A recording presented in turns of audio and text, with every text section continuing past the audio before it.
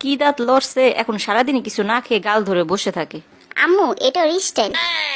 মা হা করো, তোমার দাঁত আমি ফালাই দিয়ে ব্যথা চলে যাবে। না, আমার দাঁত ধরবে না। তাইলে থাকো ব্যথা নিয়া। আচ্ছা তোমার খামুনির কাছে যাও, খামুনি সুন্দর করে দাঁত ফালাই দিব। এই যে জানতাম তো শেষমেশ আমার কাছেই আসবো। আমি ওর দাঁত কেমনে ফালাবো? ছোটবেলায় আমার দাদি তো আম্মু আর আবু ফালাই দিছে, তুমি সব ভুলে গেলা? ওই সব স্মৃতি তো আমি বিয়ের পর ওই বাসায় ফালাই আসছি, কিছু মনে নেই। কত শয়তান! আগের কথা বাদ দিয়া এখন ভাগ্নির দাঁতটা ফালাই দি। দেখতেছো তো ব্যথা কেমন করতেছে। আপু, ওর দাঁত তো এখনো ভালো মতো লড়েই নেই। হুদাই সুইতের মাসি। সুইটের মাসি কি কালামণি? এই, তোমার না বলছি কালামণি বলবা না?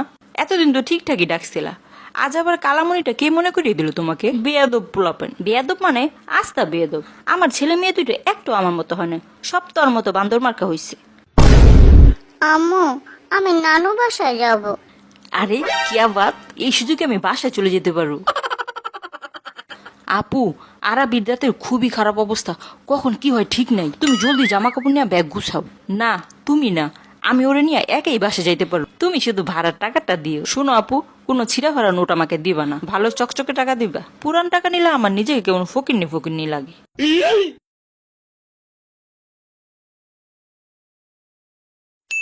আহারে কি দুঃখ, আমার নাতিনটা কিছু খাইতে পারতাছে না দাঁতের ব্যথায়। নাতিনের সাথে সাথে তুমিও একটু কাঁদো। নানু তুমি কি খাইবা? এমনে না খাই থাইকা তো তুমি অসুস্থ হয়ে যাইতেছো। কি খাইবা নানুর একবার বলো। আমি কিছু খাবো না নানু। দাঁড়াও, তোমার মামারে ডাক দিই। যাবে? ও যাবে, এদিকে আয় তো বাবা। ওরে ডাকলে একটাকে জীবনও সারা দেয় না। দেখ তো তুলি, ওই কানে হেডফোন দিয়ে ঝিমাইতেছে নি। সারাদিন গান শুনে আর বসে বসে ঝিমায়, মনে হয় মনিকাপুর কথা ভাবে। কি আম্মু? তোর ভাগ্নি কিছুই খায় না দাঁতের ব্যথায়, দেখ কেমন শুকিয়ে গেছে একদিনে। হুদাই ভাব নিতাছে, একটু পরে এই দাঁত দিয়ে আমাকে কামড়াতে আসবে। তুলি তুই এদিকে এসে ওর সামনে একটু বসতো, আমি ওর জন্য গরুর দুধ গরম করে নিয়ে আসি, দেখিস ব্যথা পায় না জানি। আরে আম্মু পাইবো না, তুমি যাও, আমি তো আসছি।